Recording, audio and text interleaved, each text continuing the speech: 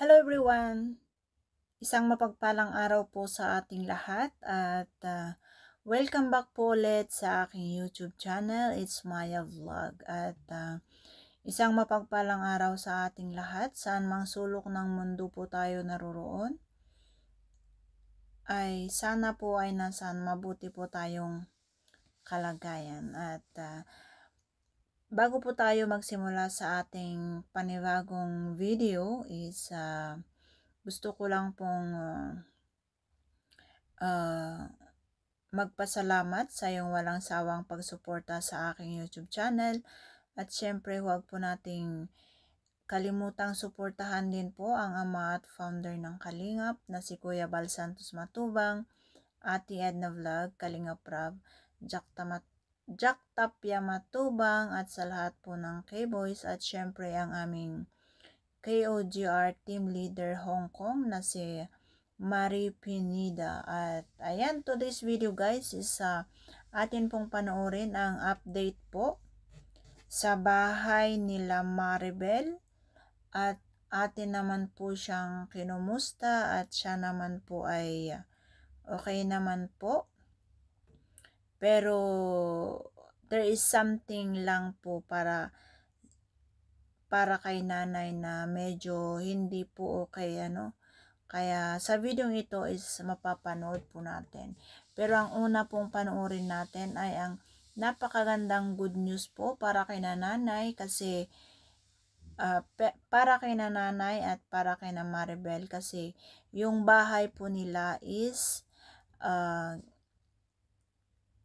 malapit na pong matapos, Kung matatandaan nyo guys, nung nakaraan is, ayun, nakita po natin yung lupa pa lang, Napuntahan na natin yung location kung saan ipapatayo yung bahay nila Maribel. So, ngayon, update na po sa pabahay para kay Maribel is halos nakatayo na po. Plastado na po yung bahay. So, ayan, mga 2 weeks ago na po yun, 'di ba? So, after 2 weeks, eto na po yung update po sa pabahay nila Maribel. Kahanga-hanga ang iyong pag-ibig, mananatili sa buhay ko tuwing na kapayapaan ay nagdama. Kalayaan sa'yo nakita, kahanga-hanga ang iyong pag-ibig, mananatili sa buhay ko tuwing na kapayapaan ay nadama. Kalayaan sa'yo nakita, ako ay aawi, sasambahin at pupurihin ka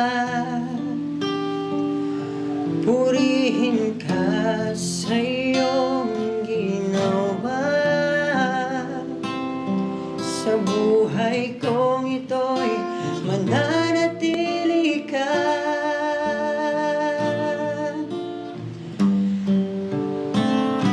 Ako ay awit sa iyo,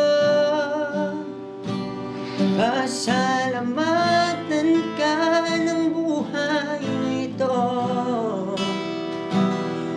purihin ka sa iyong ginawa. Sa buhay kong ito'y mananatili ka.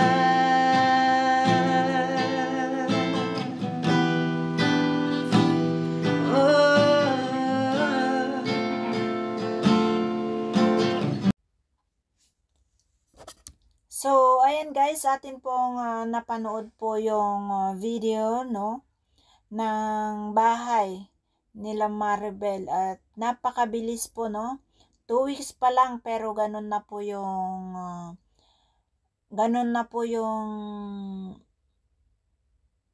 nangyari. Halos sakto po yung tansya po ni Kalingap Rab na within 1 month is matatapos na po yung bahay, no? But hopefully, matapos na po talaga kasi gustong-gusto naman po ni Kalingap Rab na maranasan po nila nanay or nila lola ni Maribel po ang tumira sa maayos-ayos na tahanan, no? At ngayon guys is tapos na po tayo dyan sa pabahay. Ngayon, atin pong pupuntahan or atin pong dadalawin si nanay doon sa kanilang bahay at ibabalita po natin ang magandang balita na ang bahay nila is malapit na pong matapos, no? At ayan, natin pong panoorin ang video or kung ano naman po ang reaksyon nila nanay sa balita na ihahatid ni Kalingap Rab po sa kanila. May balita po ako sa inyo. Sige, ano balita mo sa akin? Kasi po, Oo. yung bahay niyo po ay malapit nang matapos. Maraming salamat. Grabe. Ako sa dipwede. Ano po yun? May contribute. Kuryente? Siya? Opo, meron palagi yan. So ano kami sa araw ng tubig na inuman. Papagawan po natin lahat yan, na pati poso. Ano, Nay? Para sa inyo, Nay. Para naman na maranasan niyo po, Lola, na mabuhay. Kaya pa, relax. Naluluha si nanay. Naluluha si nanay. Bakit po kayo naluluha, Nay? Hawakan mo na lang. Ano po nangyayari, Nay? Ba't po kayo naluluha, Nay? Lola? Kaiyakan po yan at dahil po sa nangyari kay Abilat. Siyempre po na ano kami at nalaman po namin buntis na si Marin. Ang hinayang po kami. Hindi nakapagtapos. Nawala pong bigla yung pangarap ko sa kanya na makatapos yung pag-aaral. Kaya yun, kahit ako ba po nagkakayak lagi. Sa buhay. At ayan guys, no, atin pong napanood yung reaction po nila nanay. At syempre natuwa naman po sila. At ayan, medyo meron nga lang kasamang pag-iyak or pagluha, ano. At ayun nga, nalaman po natin kung bakit umiyak si nanay ay dahil nga po sobrang na-disappoint po sila sa nangyari kay Maribel, no? Kasi gusto po nilang makapagtapos siya ng pag-aaral, pero sa di kagustuhan po is nagbuntis po si Maribel, ano? Kaya yung pangarap po ni nanay sa kanya is nabigo. Kaya ayan, umiyak po talaga si nanay kasi sa sobrang pagkabigo ng kanyang pangarap para sa kanyang anak dahil siya po yung inaasahan nila na kung makapagtapos ay siya po yung inaasahan nilang tutulong po sa kanila.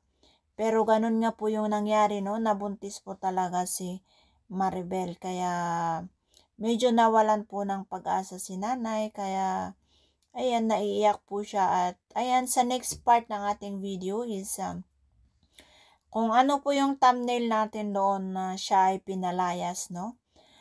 Dito sa next part ng ating video is atin pong marinig or atin pong nalaman kung bakit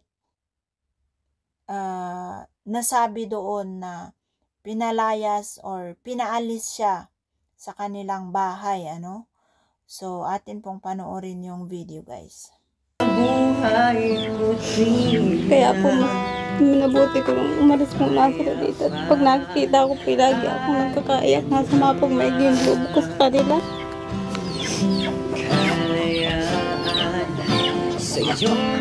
Kaya pala si Maribel, wala muna dito. Kasi yun nga po. Intindihan ko si nanay kasi bilang magulang, di ba, Nay? pinalaki niyo po, ano, pinalaki niyo na may pangarap ka para sa kanya, pinaaral mo, nagkuha ka, diniskartehan mo, mga pambaon ni Maribel, syempre ginawa mo lahat. Tapos ganun naman talaga, masakit po talaga bilang sa isang magulang, no? Kasi ginawa ni nanay lahat, nagtanim ng mani, nagtinda ng mani, tapos malalaman niya, nabuntis. Ano po, masakit po talaga yun. Sa totoo lang, hirap tanggapin talaga kasi ginawa ni nanay lahat lahat para makapagtapos si Maribel. Kaya po nung panangis ko dito sila. Kaya po nagpunta mo nga yan dun sa kanila. At hindi ko po matanggap talaga. At sobrang hirap po ang dinanas ko. Tapos ay di pa po ako nakapag-aral. Tapos nang kasawa po agad si Maribel. Kayo po, Lola, ano po masasabi niyo, Lola? Ay, ganyan din ang sa akin. Kaya ako naiiyak na may talaga.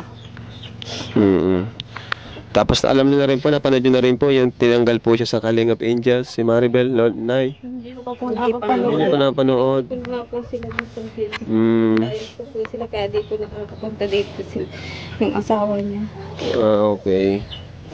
So, masakit po talaga yon. Alam ko naman, Maribel, na intindihan mo naman si nanay, no? Intindihin mo siya. Kasi, totoo naman, mahirap tanggapin yan bilang magulang. Pero sana, Maribel, wag kang magtanim ng sama ng loob kina mama mo, kay lola mo. Kasi, may kasalanan mo naman talaga. Ano? May kasalanan ka talagang ginawa. Which is yun nga, inuna mo nga yung pag-aasawa. Pero gaya nga ng sinabi ko before, di pa naman huli yung lahat. Ano? Patunayan mo kina nanay na gusto mo pa rin makapagtapos. Na willing ka pa rin magtapos ng pag-aaral. Pambawi kina lola. Kasi after ng pabahay, after ng mga tulong namin, sino nga asahan nila lola at ni nanay? 'Di ba? Walang iba kundi si Maribel. Si Maribel yung pag-asa nila nanay. Although andito pa rin naman kami, pero iba pa rin talaga yung secured ka, 'di ba, Nay? Yung alam mong permanenteng andyan yung anak mo, kadugo mo na andyan sa tabi mo na may tutulong sa iyo. Hindi yung aasa sa tulong ng iba. 'Di ba? Iba po yung talagang andyan yung sarili mong anak or kadugo. 'Di ba, Nay? So, si Maribel talaga yung pag-asa ni nanay. Pero ganito yung nangyari. Kaya, yun. Kailangan gawin ni Maribel is bumawi. Tapos ng pag-aaral. So, ayan po guys, yung kabuuan po ng ating video, yung malapit na pong matapos yung bahay nila Maribel at ayun, naibalita naman po kina nanay at sobrang tuwa po sila and ayun nga po yung nangyari na disappointed po si nanay, no? Disappointed po si nanay dahil nga po sa lahat po ng sakripisyo niya. Narinig naman po natin yung sinabi niya na sobrang hindi niya matanggap, kaya pala yun na pinaalis muna niya si Maribel doon sa kanilang bahay kasi sa tuwing nakikita niya po yung nangyari na buntis si Maribel, sa tuwing nakikita niya po na malaki yung tiyan siguro ni Maribel or nakikita niya yung kalagayan ni Maribel sa murang edad is alam ko naawa si nanay at hindi niya matanggap nga yun na sabi niya kaya mas minabuti niyang umalis muna, pinaalis niya muna si Maribel at pinatira nga muna doon sa kanyang sa kanyang asawa or sa kanyang nobyo. At ayan, ito po yung napakahirap sa ating mga nanay. Yung ginagawa na nga natin ang lahat ng sakripisyo tapos ganun lang yung isusukli ng ating mga anak, Pero sana naman po si Maribel is magsilbing aral na po talaga sa kanya na sana wag na po nang susundan ulit agad kung manganak na siya para maipagpatuloy niya po yung kanyang pag-aaral. Total, nandyan pa naman po si Kalinga Prab na handang tumulong po sa kanya. Kahit ganun po yung nangyari is hindi naman po bumibitaw si Kalinga Prab, Handa naman po siyang tulungan para makapagtapos siya sa kanyang pag-aaral. Dahil ang iniintindi po ni Kalingap Rab is, kung hindi po makapagtapos si Maribel is, ganun lang din yun.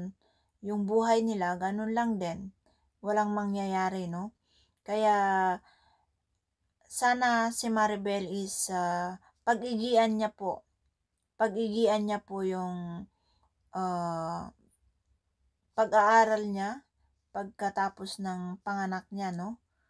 Sana ipagpatuloy niya po yung kanyang pag-aaral para makapagtapos siya po sa kanyang pag-aaral, kasi yun po yung pangarap ng kanyang nanay na talagang makapagtapos po siya ng pag-aaral. At ayan, ito po ay napakagandang aral, no?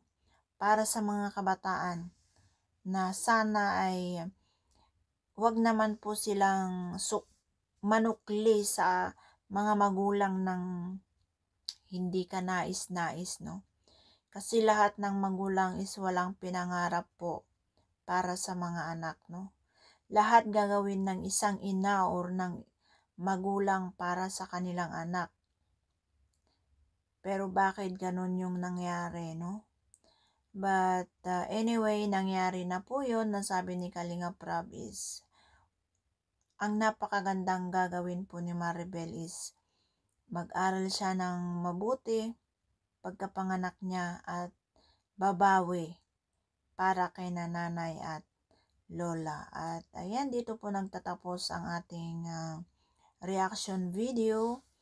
At maraming salamat sa walang sawang pagsubaybay ulit. At huwag po natin kalimutan i-like and share po ang ating video, guys. Bye-bye and God bless.